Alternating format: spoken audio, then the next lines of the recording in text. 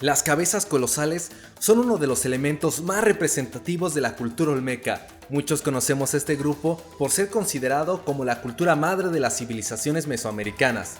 Pero más allá de estas premisas, desconocemos su significado, siendo un enorme misterio para muchos. Hey, ¿qué tal? Bienvenidos a Todo por la Historia. Mi nombre es Félix Miranda y hoy veremos el enigmático caso de las cabezas olmecas.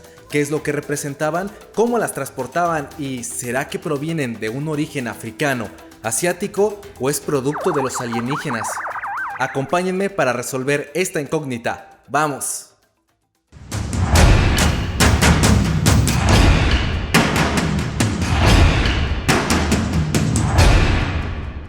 Esta cultura nació en la costa del sur del Golfo de México y su desarrollo fue entre el 1800 al 400 a.C.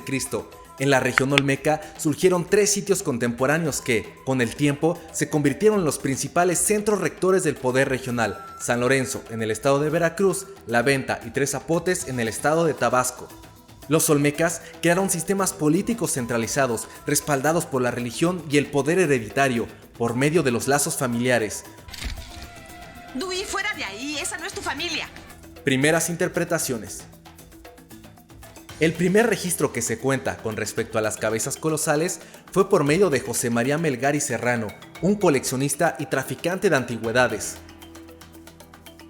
En 1862 hizo una excursión para desenterrar la primera cabeza colosal que había sido descubierta accidentalmente por habitantes de la zona, y desde ese momento implantó una idea que lamentablemente persiste hasta nuestros días, el de creer que los orígenes olmecas eran africanos. En su reporte escribió: "Es sin exageración una magnífica escultura. Lo que más me impresionó fue el tipo etiópico que representa. Reflexioné que indudablemente había habido negros en este país", lo cual recaía en un prejuicio racial, pues el hecho de que tuvieran labios y nariz ancha no los hacía africanos, así como los ojos rasgados no los hacía de origen chino. Dichas características faciales pueden ser explicadas por un buen motivo: influencia africana o asiática. Las características comunes que encontramos son cabeza alargada, dorso plano, ojos rasgados, nariz ancha, labios gruesos, características que nos recuerdan a personas provenientes de otros continentes, pero que realmente todas estas particularidades son consecuencia del cráneo modificado. Rasgos que por lo tanto no son de nacimiento, sino que es el resultado de la modificación humana. Esta modificación era de dos formas: la tabular erecta pseudoanular y la tabular erecta plano frontal. Suena más complicado de lo que era, pero se los muestro enseguida. La tabular erecta pseudoanular consistía en poner un trozo de madera atrás de la cabeza y ejercer gran presión alrededor, para que la deformación se hiciera alargando la cabeza hacia arriba, y la tabular erecta plano frontal consistía en hacer enorme presión en la parte trasera así como en la parte frontal, lo que generaba la deformación craneal, ensanchando la cabeza hacia ambos lados. Se le conoce como modificación cranofacial, pues si modificas la forma del cráneo, modificas el rostro necesariamente, por lo que estas deformaciones provocaban una modificación en sus características físicas, teniendo como resultado la apariencia de labios y nariz ancha, ojos rasgados, así como la forma alargada o ancha de la cabeza. Esto obviamente solo podía efectuarse en el cráneo de un bebé, ya que es fácilmente moldeable.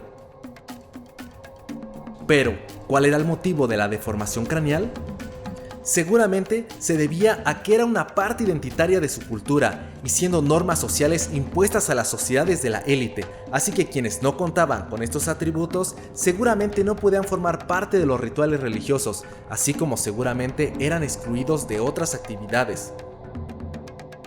Por lo mismo, esto les generaba una fuerte identidad.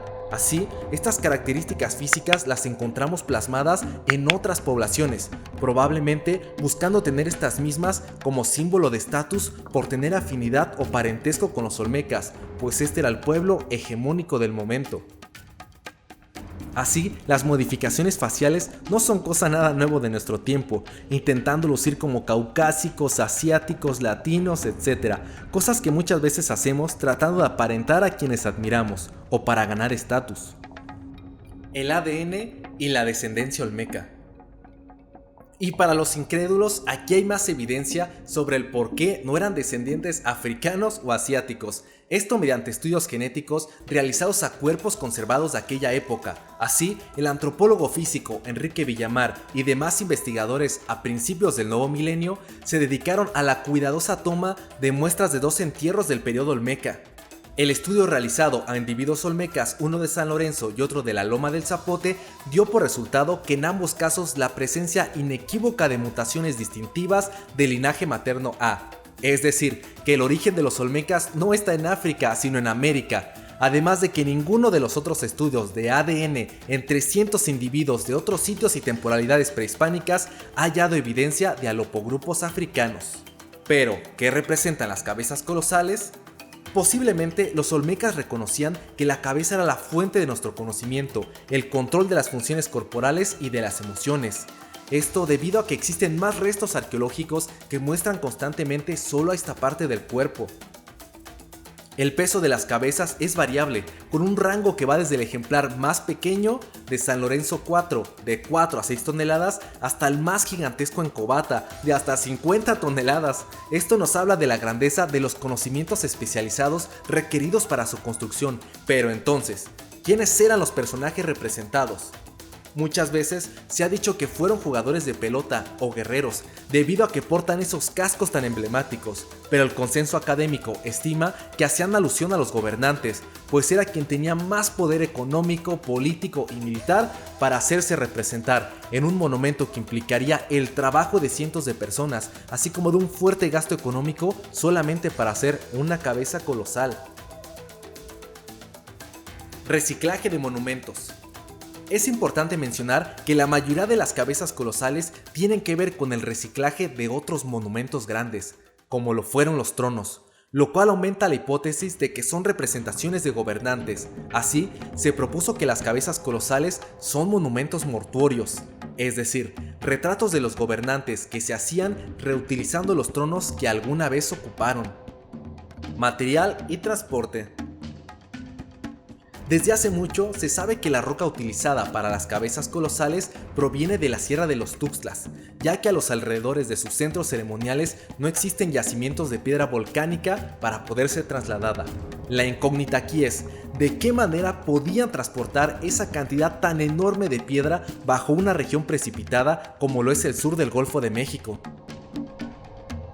En el 2015, investigadoras de Lina llevaron a cabo el tercer coloquio internacional de estudios sobre la cultura marítima en México, el cual ayudó a reforzar la teoría ya establecida de que las cabezas colosales fueron transportadas de la Sierra de los Tuxtlas a sus centros ceremoniales por vía marítima. Esto a partir de análisis de imágenes satelitales que permitieron elaborar mapas digitales de las curvas del nivel del mar de la región durante aquella época. Teoría que no es apoyada por la investigadora Ann Cypher, arqueóloga especialista en los olmecas y la cual es mi referente teórico para este tema. Esto debido a que si hubieran sido transportadas por vía marítima, tuvieron que haber construido canoas extremadamente largas y pesadas, lo cual en términos arqueológicos no hay vestigios de que hubiera sido de esta forma.